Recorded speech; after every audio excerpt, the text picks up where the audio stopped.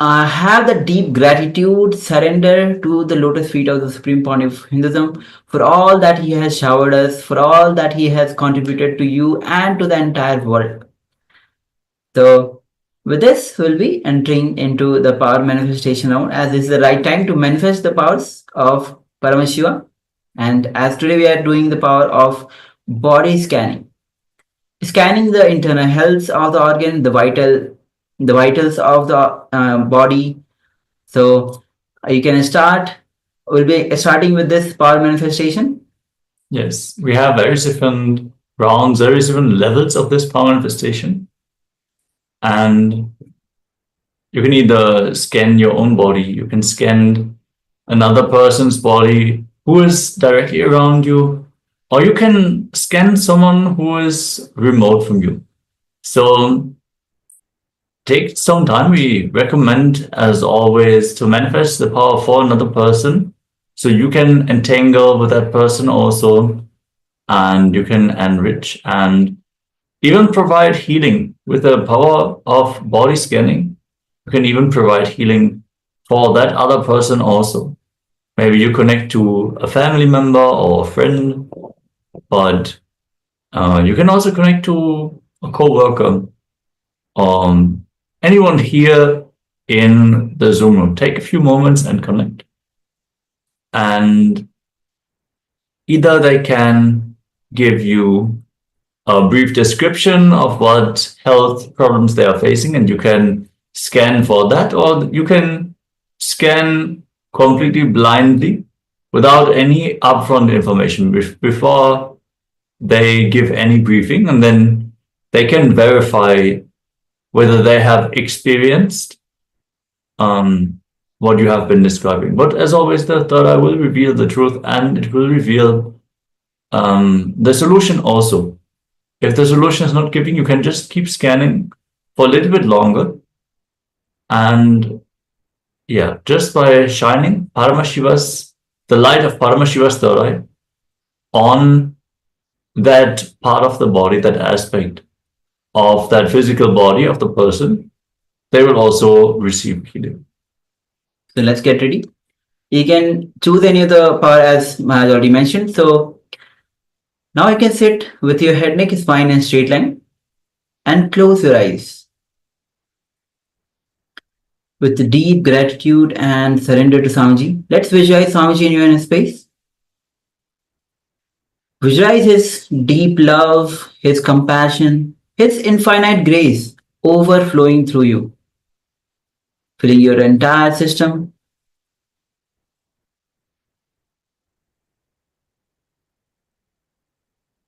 Now gently bring your awareness to your third eye. And through your third eye, gaze at Swamiji's third eye. Third eye is where the kumkum is. Through that third eye, gaze to Swamiji's third eye. And start to scan your overall health or any power, other power that you are manifesting. Ask Swamiji to reveal every single detail of your body as we start chanting the Mahavakya. Om Nithyananda Paramashivoham. Om Nithyananda Paramashivoham. Om Nithyananda Paramashivoham. As you keep chanting the Mahavakya, let's enter into this manifestation. Start to scan your body or any vitals that you are scanning, or even if you are manifesting, scanning on other partners' body. Let's begin this manifestation.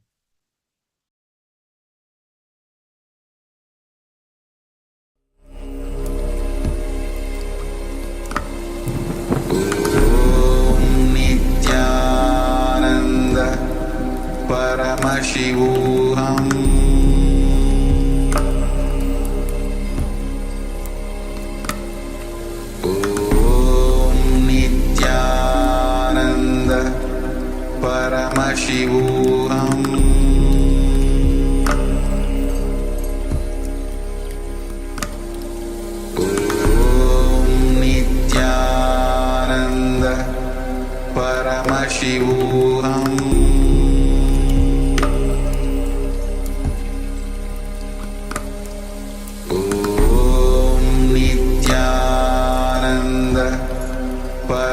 Paramashivoham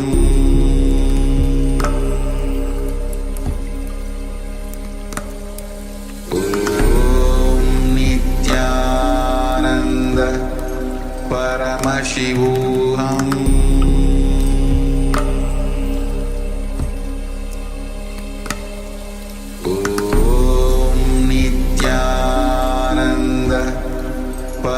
Paramashivoham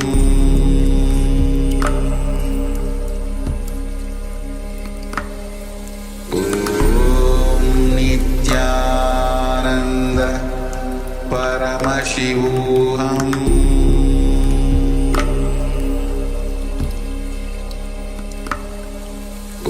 Om Nithyananda Paramashivoham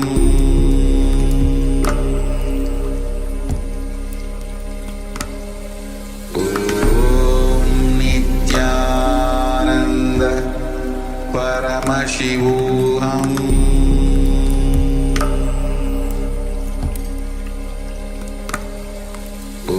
Om Nithyananda Paramashivoham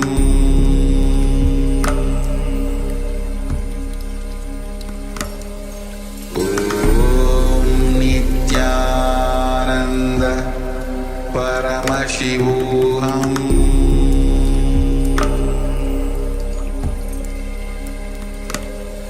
Om Nithyananda Paramashivoham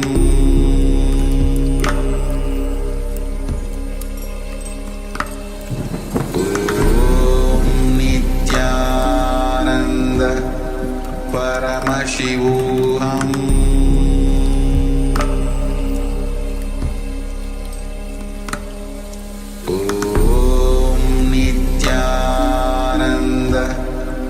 Paramashivoham Paramashivoham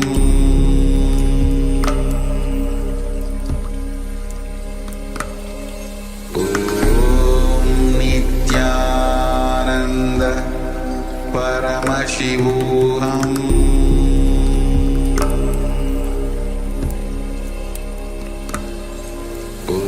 Om Nithyananda Paramashivoham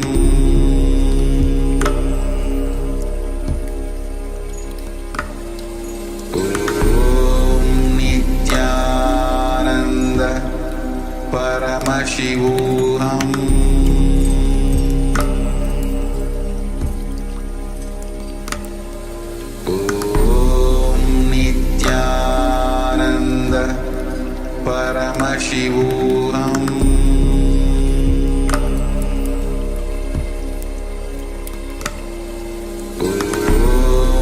Nithyananda Paramashivoham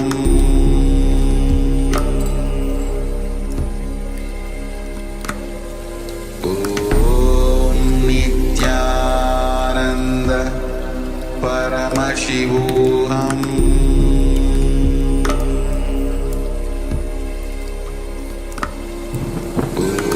Om Nithyananda Paramashivoham Om Nithyananda Paramashivoham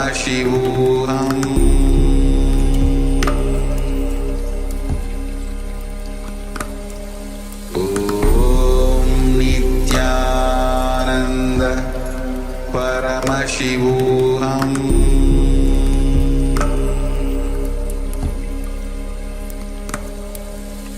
Om Nithyananda Paramashivoham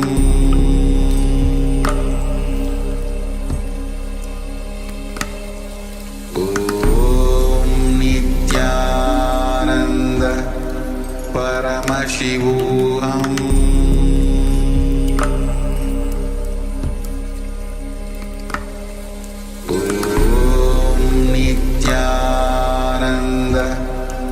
Paramashivoham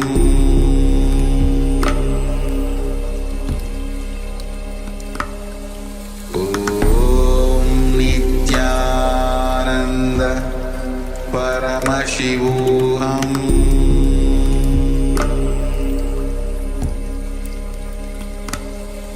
Om Nithyananda Paramashivoham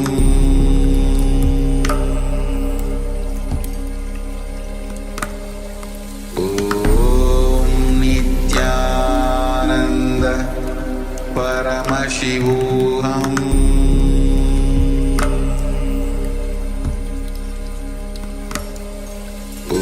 Om Nithyananda Paramashivoham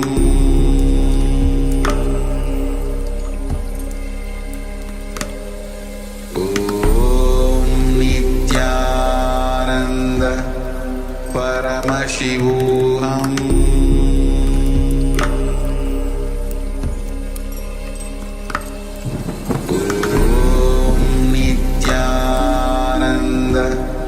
Paramashivoham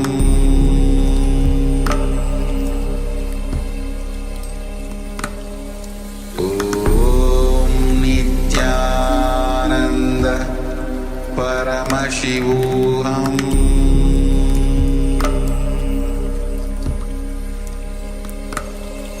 Om Nithyananda.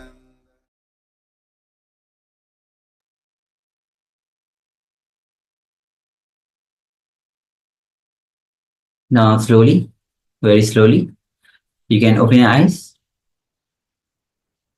and take a moment to share what was revealed to you. If you are scanning the overall health of the organs or the vitals, let us share what was revealed to you.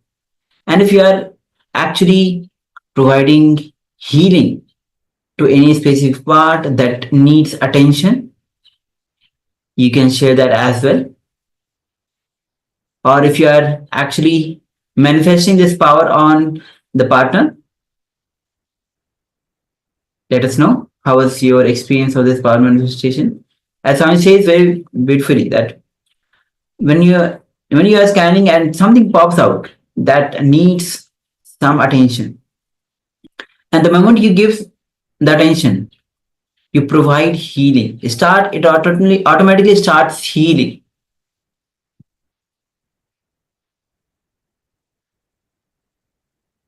And if you go much deeper, you'll see just by giving attention to that part or specific portion or the vitals, it automatically start to heal itself.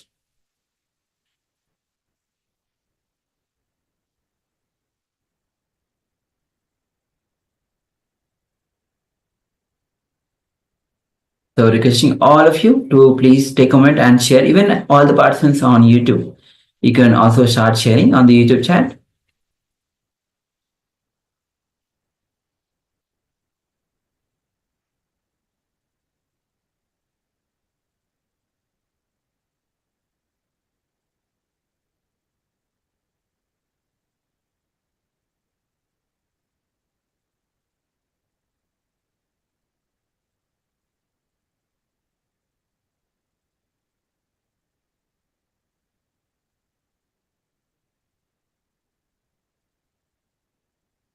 All right. So if you are still sharing, please go ahead and share. Meanwhile, we'll be moving on to the next session. As before the darshan, we were actually working on the revelation by Swamiji was on how the laughter is the best medicine. Then we worked on the internalization exercise to break the passive beliefs about the health. So in this next session, we are going to enter into a meditation on Agni Tattvas. So let's come to the space of listening, and this is a meditation. So make sure that you are having a space for yourself so that you can perform this meditation. So please come to the space of listening and let's begin.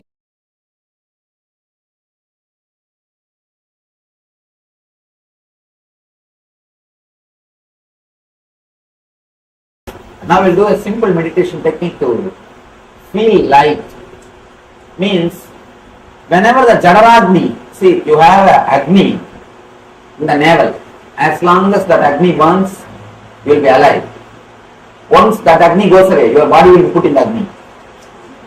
Once that Agni disappears, your body will be put in the Agni. The Jadaragni is active, alive. Whatever quantity you may eat, you will feel light. If the Jadaragni is not alive, even if you are fasting, you will feel heavy. You will feel dull. Actually, fasting is supposed to be done to make the Jadaragni alive. When the Jadaragni is alive, whatever unnecessary things you collected in your body, extra load, whole thing will be burned. Whole thing will be cleared. This is a technique to awaken the Jadaragni. Now let me give the instruction. 2 steps. One is sit in Vajrasana. Yes, this is the posture. Please sit in this way. If you have a little pain, if you can't sit, don't bother, continue to sit. It will be a good thing. Actually, once in a while, giving the tapasya is good actually. Body will be tuned. Body will be prepared. And the next step is visualize there is a fire, Agni, in your navel center, and awaken that Agni or infuse air into that Agni with Omkara. Understand? Whenever you blow air into the fire, what will happen? It will start burning. It will start burning. Same way, visualize Agni in the navel center and blow air with Omkara mantra just by reciting Om. Visualize you are blowing air into the Agni. Just awaken the Jadaragni so that your whole body will feel light. Your whole body will feel light. Then you give it enter into the meditation whole day, feeling and easy.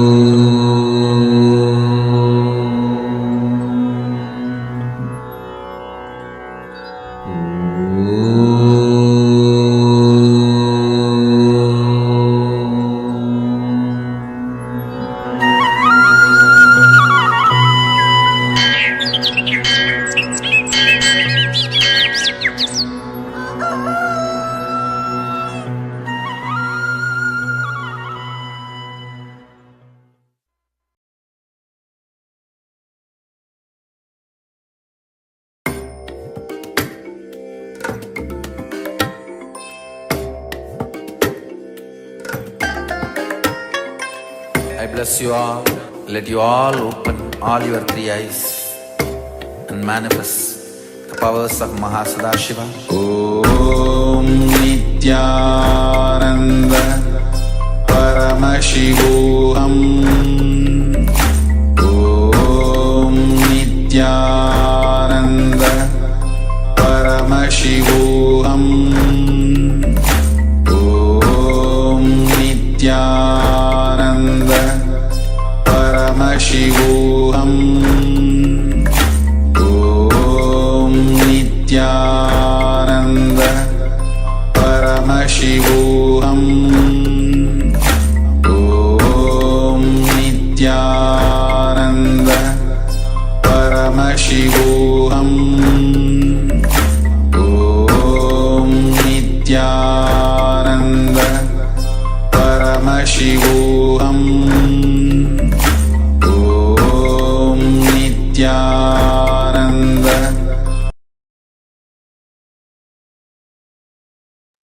Yes, Nathan, all of you. So with this meditation, now let's directly move on to the next revelation by Swamiji on the laughter itself. And how before darshan also Swamiji revealed on how laughter is the best medicine. And in this revelation by Swamiji, Swamiji will be revealing on laughter, the green signal. So let's get ready to laugh and let's enter into this revelation by Swamiji.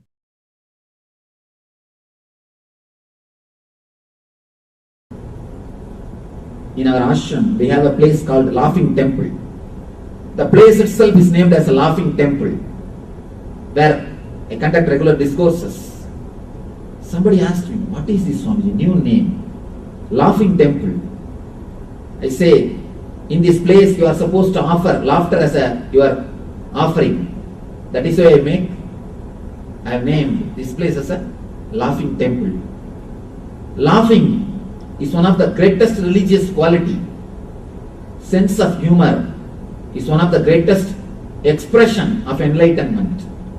According to me, there is no enlightened master who has not expressed this one quality, the sense of humor. There are so many enlightened masters. You see, some master expresses the love, somebody expresses the compassion, somebody expresses the silence, somebody expresses the great intelligence, somebody expresses by dancing. If you see the Krishna, he always sings and dances. If you see Buddha, he is silent and graceful. If you see Mahavir, always meditating.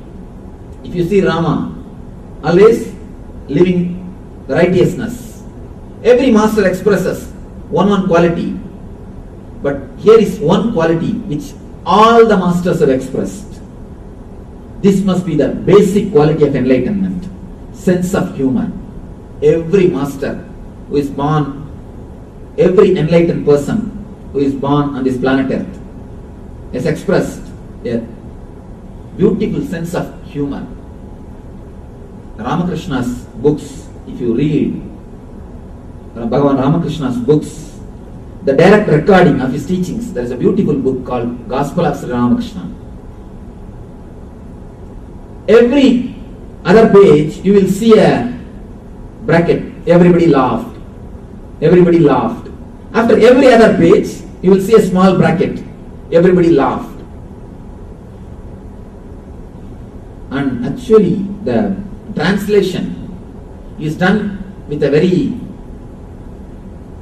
polite way, because in original Bengali he used to speak in a very slang language. He spoke all his teachings in original Bengali.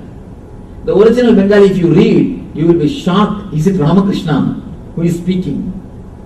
He is a very simple type of person. He is not high intellectual. He doesn't know how to use those cultural terms or how to present things. He is very hard. It is just a heart-to-heart gossip. I always tell people, more than a word gospel, gossip is the right word for his teachings, because it is something to do with heart-to-heart.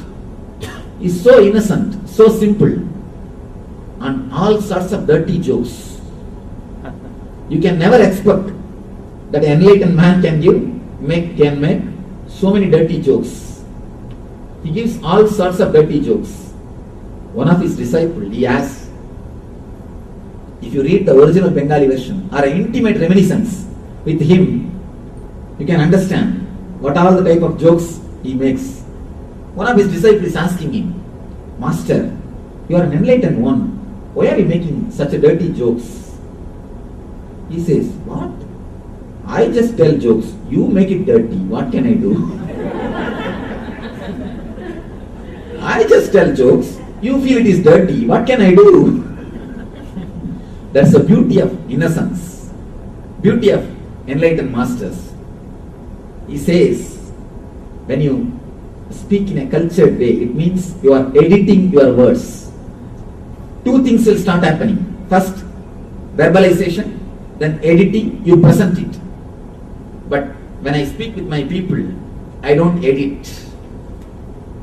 When I am speaking to the public, when I am speaking to the common man, a newcomer, I give an edited version, censored version.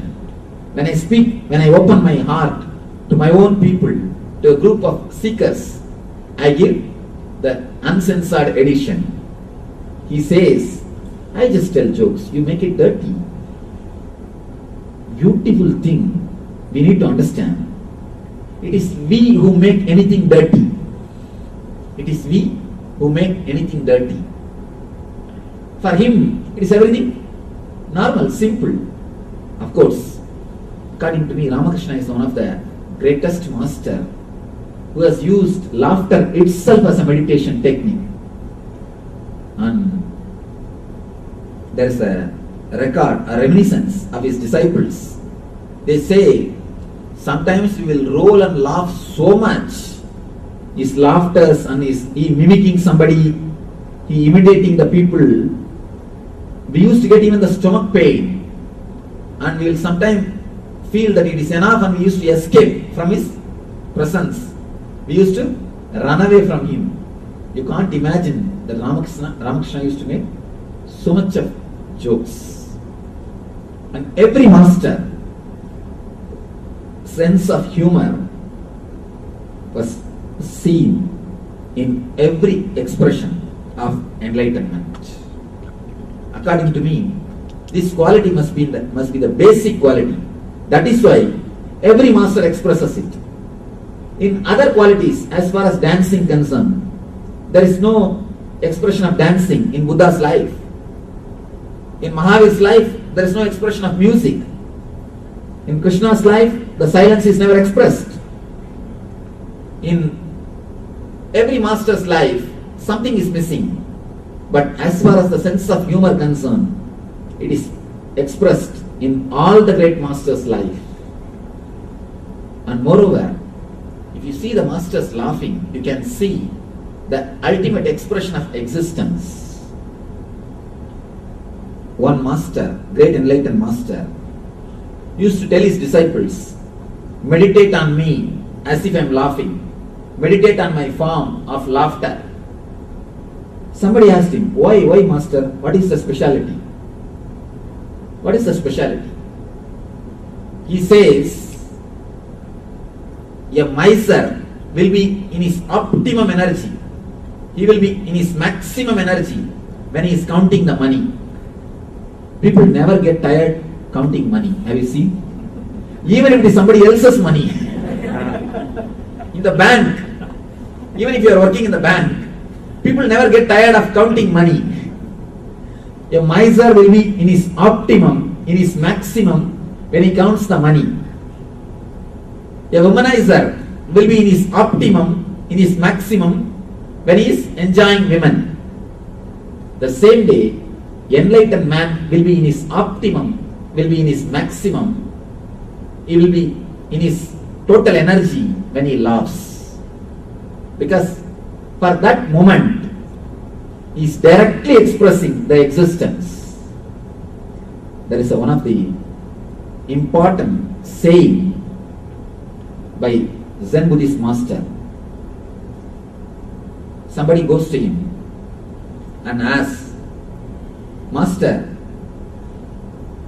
always you say, whatever is done by you is different and whatever is done by us, it is different.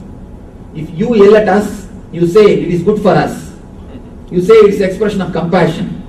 But if we yell at somebody, you say it is expression of anger. Whatever we do, you find some fault. And the same thing you do, you justify it with something. Whatever we do, you say it is something else. And whatever you do, you say something else. Tell me some one action where we both meet and merge with each other, where both are one and the same. Master says a beautiful thing. He says, if I touch a rose flower, I am totally different. And the rose flower also feels totally different. If you touch a rose flower, you feel totally different. And the rose feels totally different. Because your sensitivity is very less, my sensitivity is too high. When you touch a rose, only half of your being touches. And the same way, half of the rose being responds. But when I touch a rose, my whole being feels it. That's why the whole rose responds to it. There's one important thing in Zen. They will make a lawn, grass lawn around your house. You have to go to the house and come back only walking on the lawn.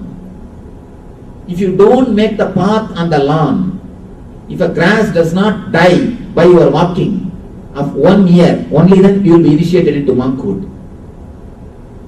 The important thing we should understand, they say, if grass does not die by your walking, then you are qualified to become a monk. Means, you become so graceful, so vibrant, filled with positive energy. Grass never feels hurt by your walking. Grass should never feel hurt by your walking. The intellectual people, they always tell me, no, Swamiji, after all weight, how can you expect grass not to feel the weight? One important thing I want to tell you, this incident has happened in my life, and come back. After half an hour of walking into the forest, suddenly I thought, we are in the deep forest, and how to know what way to go back, and where is the way? No board, no way. I asked the person who takes care of the elephant, he was walking with us. I asked him, how will you now find out the way to go back? It's a darkness, only in the night time they take to go for safari. I asked him, how you will recognize the path? How to go back? He says, no, Swamiji, I walk every day on this path. There is a path made by my walking. Because I walk every day, there is a path very clearly made by my walking. I know how to take you, I will go in the same path. I asked him, alright, you walk along with the elephant. Does the elephant also makes path? He said no. He said no. An important thing. One more question. We may think, no, Swamiji, elephant has got 4 legs. The pressure given by the body is distributed to 4 legs. But we have only 2 legs. That is why the pressure is too much. The grass dies. Then I sat and calculated the weight of a human being and weight of the elephant. And the space in which you relate with the earth, the space or the size of a foot which touches the ground, and the size of the elephant's foot which touches the ground, the proportion comes 4 times more than a human being. The weight delivered to the earth or the pressure given to the earth is 4 times more than human being. But elephant never creates path, human beings are creating the path. It means there is something more than the just pressure. Understand, something more is happening than simple pressure. That is why Zen Buddhists, they always say, if you don't create path on the grass lawn, you are qualified to become a Swami. You are qualified to become a monk. You become so light, you become so graceful. The nature never feels disturbed by you. If you fall in tune with the nature, it feels totally in tune with you. In Zen, they say 42 seconds when you laugh. 42 seconds is too much of time to fall in tune with existence. And this master says, there is only one thing. There is no difference between you and me. That one thing is laughter. If you touch a rose, your feeling and the rose's feeling is different. Then if I touch the rose, whether you touch or eat or drink, it is always different from an enlightened person's feeling. When an enlightened person eats something, he just becomes eating. When he drinks something, he just becomes a drinking. So this master says, if you drink, it is different from my drinking. If you eat, it is different from my eating. If you touch, it is different from my touching. But if you laugh, it is no different from my laughing. Laughter is a bridge where Buddha and Buddhu meets. Shiva and Shava meets. Enlightened and ordinary meets. It's a point of contact. It is a point where differences disappears. It is a point where you meet your Buddha inside. You meet your consciousness. Because for that one moment, your logic is pushed aside. Your thinking is pushed aside. The energy is gushing. The energy is flooded into your system. The doors of the energy, the gates of the paradise are opened to your being. Laughter is the ultimate technique in the physical world and in the mental world and in the spiritual world. It creates wonderful interpersonal relationships. One small thing. How can we call any act as a meditation technique? What is the scale? The scale is that technique must be able to give you the physical health, mental health, and interpersonal relationship, ultimately the spiritual growth. There is no other technique which can give all these four to you immediately, instantaneously, like laughter. There are thousands of proofs. Laughter gives you the physical health. There are thousands of proofs. Laughter gives you the mental well-being. It removes the depression from you.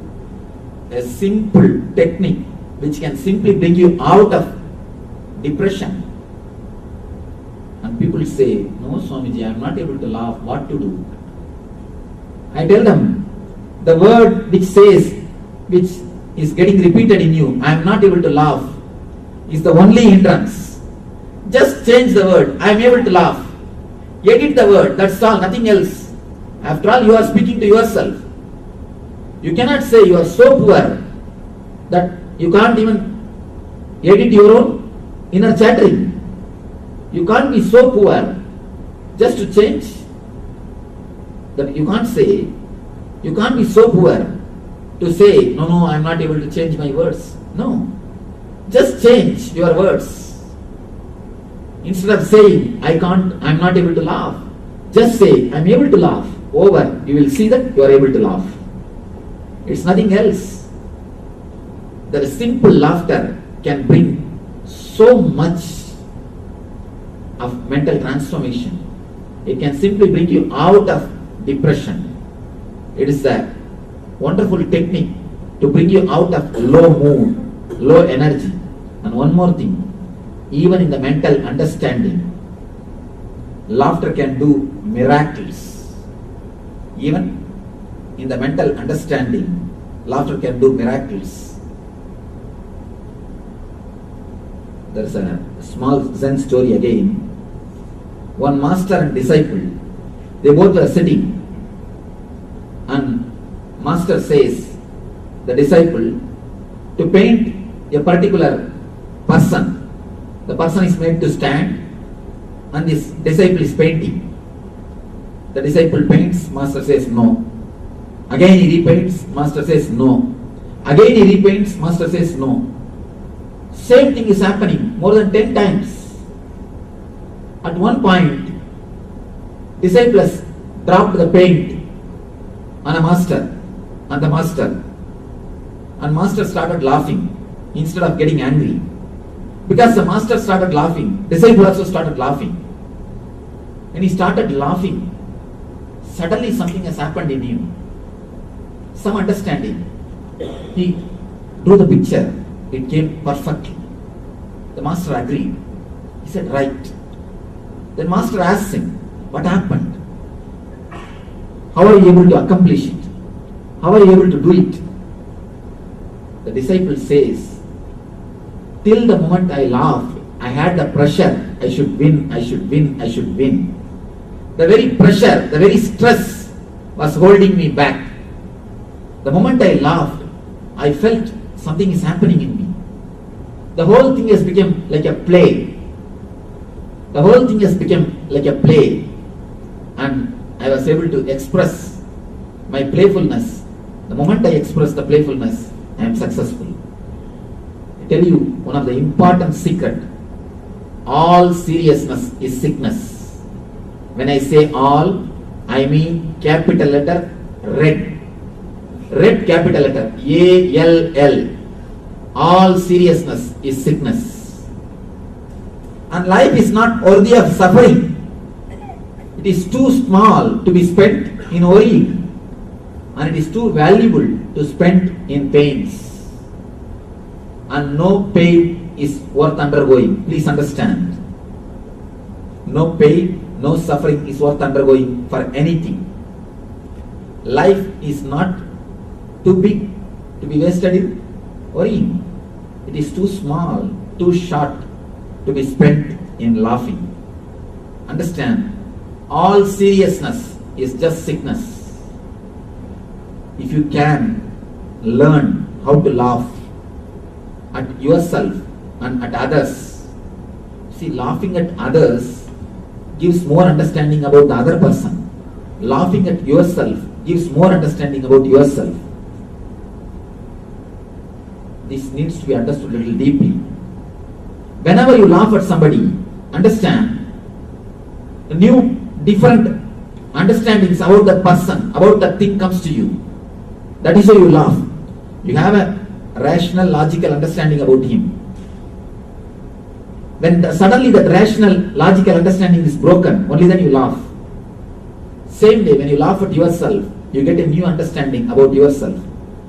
According to me, laughing at others, your unconsciousness is enough. But to laugh at yourself, you need consciousness and boldness. When you can laugh at yourself, you understand your personality, your being in a different way. Your experience about yourself becomes totally different. The power, the capacity to laugh at yourself is what I call the capacity to contemplate or the power to scrutinize your own being. If you have the power to laugh at yourself, you will have the power to check yourself. You will have the intelligence, courage to analyze and accept your mistakes. The power to laugh at yourself means the power to look as an outsider, the capacity to witness yourself. The capacity to witness yourself is created when you can laugh at yourself.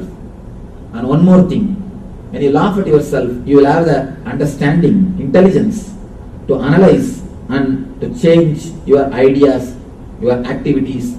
You can update your understandings. The man who can never laugh at himself has always got an ego. Whatever I think is right.